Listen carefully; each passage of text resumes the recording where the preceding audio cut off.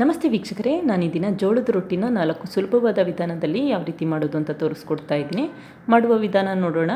ಮೊದಲು ಬಾಣಲಿಗೆ 2 ಕಪ್ಪಷ್ಟು ನೀರು ಹಾಕ್ಕೊಳ್ತಾ ಇದ್ದೀನಿ.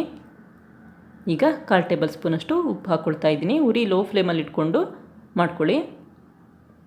ನಂತರ 1 ಟೇಬಲ್ ಸ್ಪೂನಷ್ಟು ಜೋಳದ ಹಿಟ್ಟು ಹಾಕ್ಕೊಂಡು ಮಿಕ್ಸ್ ಮಾಡ್ಕೊಳ್ತಾ ಇದ್ದೀನಿ. ಮಿಕ್ಸ್ ಮಾಡಿದ ತಕ್ಷಣವೇ ಉರಿನ ಹೈ ಫ್ಲೇಮಲ್ಲಿ ಇಟ್ಕೊಳ್ಳಿ. ಯಾವಾಗ ಕುದಿಲಿಕ್ಕೆ ಶುರುವಾಗುತ್ತೆ ಆವಾಗ 1 ಕಪ್ಪಷ್ಟು ಜೋಳದ ಹಿಟ್ಟು ಹಾಕ್ಕೊಳ್ತಾ ಇದ್ದೀನಿ. ಈ ರೀತಿ ಸ್ವಲ್ಪ ಸ್ವಲ್ಪನೇ ಹಾಕ್ಕೊಂಡು ಮಿಕ್ಸ್ ಮಾಡ್ಕೊಳ್ತಾ ಬನ್ನಿ. ಈಗ ಉರಿನ ಲೋ ಫ್ಲೇಮಲ್ಲಿ ಇಟ್ಕೊಂಡು ಮಿಕ್ಸ್ ಮಾಡ್ಕೊಳ್ತಾ ಬನ್ನಿ. ಉಪ್ಪು ಹಾಕೋದ್ರಿಂದ ಗಂಟಾಗಲ್ಲ ಅಂತಷ್ಟೇ, ಅದರಿಂದ 1/4 ಟೇಬಲ್ ಸ್ಪೂನಷ್ಟು ಉಪ್ಪು ಹಾಕ್ಕೊಂಡು ಮಿಕ್ಸ್ ಮಾಡ್ಕೊಳ್ತಾ ಬನ್ನಿ.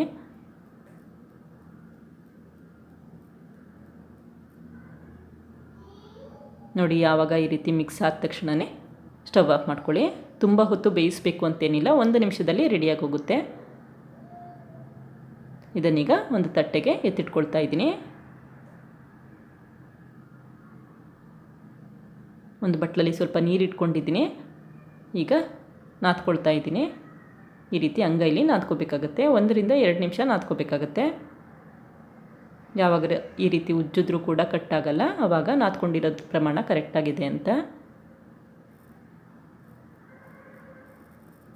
ತುಂಬ ತೆಳುಗೂ ಮಾಡ್ಕೋಬೇಡಿ ಅಥವಾ ತುಂಬ ಗಟ್ಟಿಯಾಗೂ ಇರೋದು ಬೇಡ, ಮೀಡಿಯಮ್ ಆಗಿದ್ದರೆ ಸಾಕು. ಈ ರೀತಿ ಸಣ್ಣ ಸಣ್ಣ ಉಂಡೆನ ಮಾಡಿಟ್ಕೊಳ್ತಾ ಇದ್ದೀನಿ. ಈಗ ಮೊದಲನೇ ವಿಧಾನ ತೋರಿಸ್ತಾ ಇದ್ದೀನಿ. ಬೇಕಿಂಗ್ ಪೇಪರ್ಗೆ ಅರ್ಧ ಟೇಬಲ್ ಸ್ಪೂನ್ ಎಣ್ಣೆ ಹಾಕ್ಕೊಂಡಿದ್ದೀನಿ. ನಂತರ ಇನ್ನೊಂದು ಬೇಕಿಂಗ್ ಪೇಪರ್ಗೂ ಕೂಡ ಅರ್ಧ ಟೇಬಲ್ ಸ್ಪೂನ್ ಎಣ್ಣೆ ಹಾಕ್ಕೊಂಡು ಎಲ್ಲ ಕಡೆ ಸ್ಪ್ರೆಡ್ ಮಾಡ್ಕೊಳ್ತಾ ಇದ್ದೀನಿ.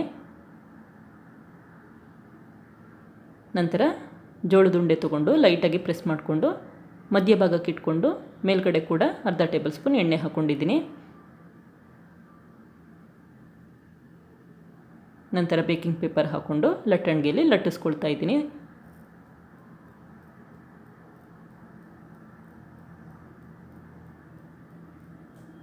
ಈ ರೀತಿ ಲಟ್ಟಿಸ್ಕೊಂಡ ನಂತರ ಎಡ್ಜ್ಗಳನ್ನೆಲ್ಲ ಪ್ರೆಸ್ ಮಾಡ್ಕೊಳ್ತಾ ಬರ್ತಾಯಿದ್ದೀನಿ ರೌಂಡ್ ಶೇಪಿಗೆ. ಮೊದಲನೇ ಸರಿ ಪ್ರಯತ್ನಿಸ್ತಿರೋರಾದರೆ ಸ್ವಲ್ಪ ದಪ್ಪಕ್ಕೆ ಲಟ್ಟಿಸ್ಕೊಳ್ಳಿ, ತುಂಬ ತೆಳುಗೆ ಲಟ್ಟಿಸ್ಕೊಳ್ಳೋದೇನು ಬೇಕಿಲ್ಲ. ನಾನಿಲ್ಲಿ ತುಂಬ ತೆಳುಗೆ ಲಟ್ಟಿಸ್ಕೊಂಡಿದ್ದೀನಿ. ಈಗ ಕಾದ ಹೆಂಚು ಮೇಲೆ ಹಾಕ್ಕೊಳ್ತಾ ಇದ್ದೀನಿ. ಉರಿ ಮೀಡಿಯಮಿಂದ ಹೈ ಫ್ಲೇಮಲ್ಲಿರಲಿ. ನಿಮ್ಮಲ್ಲಿ ಬೇಕಿಂಗ್ ಪೇಪರ್ ಇಲ್ಲ ಅಂತ ಅಂದರೆ ಪ್ಲಾಸ್ಟಿಕ್ ಉಪಯೋಗಿಸ್ಬಹುದು. 2 ಪ್ಲಾಸ್ಟಿಕ್ ಶೀಟ್ನ ಉಪಯೋಗಿಸ್ಕೊಂಡು ಮಾಡಬಹುದು, ಅಥವಾ ಬಾಳೆ ಎಲೆಯಲ್ಲಿ ಕೂಡ ಮಾಡಬಹುದು. ತುಂಬ ಚೆನ್ನಾಗಿ ಬರುತ್ತೆ ಬಾಳೆ ಎಲೆಯಲ್ಲಿ ಮಾಡೋದ್ರಿಂದ. ಈಗ ಎರಡನೇ ವಿಧಾನ ತೋರಿಸ್ತಾ ಇದ್ದೀನಿ. ಬೇಕಿಂಗ್ ಪೇಪರ್ಗೆ ಅರ್ಧ ಟೇಬಲ್ ಸ್ಪೂನ್ ಎಣ್ಣೆ ಹಾಕ್ಕೊಂಡು ನಂತರ ಜೋಳದ ಉಂಡೆ ಇಟ್ಕೊಂಡು ಅದ್ರ ಮೇಲೆ ಕೂಡ ಅರ್ಧ ಟೇಬಲ್ ಸ್ಪೂನ್ ಎಣ್ಣೆ ಹಾಕ್ಕೊಂಡಿದ್ದೀನಿ. ಹಾಗೆ ಲಟ್ಟಣಿಗೆ ಕೂಡ ಸ್ವಲ್ಪ ಎಣ್ಣೆ ಸರ್ವಿಟ್ಕೊಂಡಿದ್ದೀನಿ. ಈ ರೀತಿ ಪೇಪರ್ನ ತಿರುಗಿಸ್ಕೊಳ್ತಾ ಬಂದು ಹರ್ಕೊಳ್ತಾ ಇರಬೇಕಾಗುತ್ತೆ.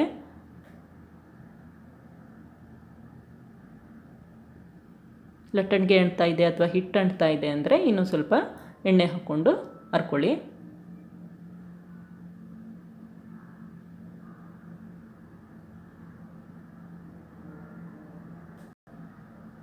ಅರ್ಧ ನಂತರ ಎಡ್ಜ್ಗಳನ್ನೆಲ್ಲ ಈ ರೀತಿ ಪ್ರೆಸ್ ಮಾಡ್ಕೊಳ್ತಾ ಬನ್ನಿ. ಈ ರೀತಿ ಮಾಡೋದ್ರಿಂದ ರೌಂಡ್ ಶೇಪ್ ಬರುತ್ತೆ ಅಂತಷ್ಟೇ. ಈಗ ಕಾದ ಹೆಂಚು ಮೇಲೆ ಹಾಕ್ಕೊಂಡು 2 ಸೈಡು ಬೇಯಿಸ್ಕೊಳ್ತಾ ಇದ್ದೀನಿ. ಒಂದು 20 ಸೆಕೆಂಡ್ ಆದ ನಂತರ ಇನ್ನೊಂದು ಸೈಡ್ ಟರ್ನ್ ಮಾಡಬೇಕಾಗತ್ತೆ. ತಕ್ಷಣವೇ ಟರ್ನ್ ಮಾಡಿದ್ರೆ ರೊಟ್ಟಿ ಅಂಟ್ಕೊಂಡಿರುತ್ತೆ ಹಂಚಿಗೆ. ಆ ರೀತಿ ಮಾಡಬೇಡಿ. 10 ರಿಂದ 20 ಸೆಕೆಂಡ್ ಆದ ನಂತರನೇ ಟರ್ನ್ ಮಾಡ್ಕೊಳ್ಳಿ. ಈಗ ರೆಡಿಯಾಗಿದೆ. ಮೂರನೇ ವಿಧಾನ ತೋರಿಸ್ತಾ ಇದ್ದೀನಿ. ಮಣೆಗೆ 2 ಟೇಬಲ್ ಸ್ಪೂನ್ ಜೋಳದ ಹಿಟ್ಟು ಹಾಕ್ಕೊಂಡಿದ್ದೀನಿ. ನಂತರ ಜೋಳದ ಉಂಡೆ ಹಾಕ್ಕೊಂಡು ಅದ್ರ ಮೇಲೆ ಕೂಡ ಜೋಳದ ಹಿಟ್ಟು ಉದುರಿಸ್ಕೊಂಡು ಸ್ವಲ್ಪ ಲೈಟಾಗಿ ಪ್ರೆಸ್ ಮಾಡಿದ ನಂತರ ಲಟ್ಟಣಿಗೆಯಲ್ಲಿ ಹರ್ಕೊಳ್ತಾ ಇದ್ದೀನಿ. ನೀವು ಚಪಾತಿ ಯಾವ ರೀತಿ ಹರ್ಕೊಳ್ತೀರಾ ಅದೇ ರೀತಿ ಹರ್ಕೋಬಹುದು. ತುಂಬ ತೆಳುಗೂ ಕೂಡ ಹರ್ಕೋಬಹುದು. ನೀವು ಎಷ್ಟು ನಾದ್ಕೊಳ್ತೀರೋ ಅಷ್ಟು ಚೆನ್ನಾಗಿ ಜೋಳದ ರೊಟ್ಟಿ ಬರುತ್ತೆ.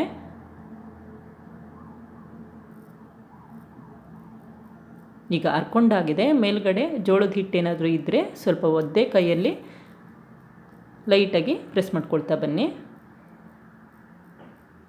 ಈಗ ಕಾದ ಹೆಂಚಿಗೆ ಹಾಕ್ಕೊಳ್ತಾ ಇದ್ದೀನಿ. ನೋಡಿ, ತುಂಬ ಜೋಳದ ಹಿಟ್ಟಿರೋದ್ರಿಂದ ಒಂದು ಅರ್ಧ ನಿಮಿಷ ಆದಮೇಲೆ ಎಡ್ಜ್ಗಳೆಲ್ಲ ಬಿಡುತ್ತೆ. ಆ ಸಮಯದಲ್ಲಿ ಒದ್ದೆ ಬಟ್ಟೆಯಲ್ಲಿ ಒರೆಸ್ಕೊಳ್ತಾ ಇದ್ದೀನಿ. ಈ ರೀತಿ ಮಾಡೋದ್ರಿಂದ ನಾವೇನು ಜೋಳದ ಹಿಟ್ಟು ಉದುರಿಸಿರ್ತೀವಿ ಅದೆಲ್ಲ ಹೋಗುತ್ತೆ ಅಂತಷ್ಟೇ. ಈಗ 2 ಸೈಡು ಬೇಯಿಸ್ಕೊಳ್ತಾ ಇದ್ದೀನಿ.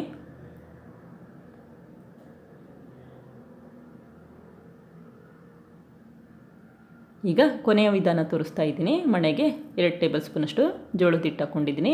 ನಂತರ ಒಂದು ಉಂಡೆ ತೊಗೊಂಡು ಅದ್ರ ಮೇಲೆ ಕೂಡ ಅರ್ಧ ಟೇಬಲ್ ಸ್ಪೂನ್ ಜೋಳದ ಹಿಟ್ಟು ಉದುರಿಸ್ಕೊಂಡು ಕೈಲಿ ತಟ್ತಾ ಇದ್ದೀನಿ. ಉತ್ತರ ಕರ್ನಾಟಕ ಶೈಲಿಯಲ್ಲಿ ಯಾವ ರೀತಿ ಮಾಡ್ತಾರೆ ಅಂತ ತೋರಿಸ್ತಾ ಇದ್ದೀನಿ ಅಷ್ಟೇ. ನೀವಿಲ್ಲಿ 2 ಕೈ ಕೂಡ ಉಪಯೋಗಿಸ್ಕೊಂಡು ತಟ್ಟಬಹುದು. ತುಂಬ ತೆಳುಗೆ ತಟ್ಟಲಿಕ್ಕಾಗುತ್ತೆ. ನೀವು ಎಷ್ಟು ನಾದ್ಕೊಳ್ತೀರಾ ಅಷ್ಟು ಚೆನ್ನಾಗಿ ಜೋಳದ ರೊಟ್ಟಿ ಬರುತ್ತೆ. ನಾನು ಮುಂಚೆನೇ ಹೇಳಿದ್ದಾಗೆ ಮೇಲ್ಗಡೆ ಏನಾದ್ರು ಜೋಳದ ಹಿಟ್ಟಿದ್ದರೆ ಸ್ವಲ್ಪ ಒದ್ದೆ ಕೈಲಿ ನೀಟಾಗಿ ಒರೆಸ್ಕೊಳ್ಳಿ. ಈಗ ಎಡ್ಜ್ಗಳು ಬಿಟ್ಟಾದಮೇಲೆ ಒದ್ದೆ ಬಟ್ಟೆಲಿ ಒರೆಸ್ಕೊಂಡಿದ್ದೀನಿ. 2 ಸೈಡು ಬೇಯಿಸ್ಕೊಂಡ್ರೆ ಜೋಳದ ರೊಟ್ಟಿ ರೆಡಿ. ನೋಡಿದ್ರಲ್ಲ 4 ಸುಲಭ ವಿಧಾನದಲ್ಲಿ ಜೋಳದ ರೊಟ್ಟಿ ತೋರಿಸಿದ್ದೀನಿ. ಇಷ್ಟ ಆದರೆ ಲೈಕ್ ಮಾಡಿ, ಹಾಗೆ ಸಬ್ಸ್ಕ್ರೈಬ್ ಮಾಡಿ.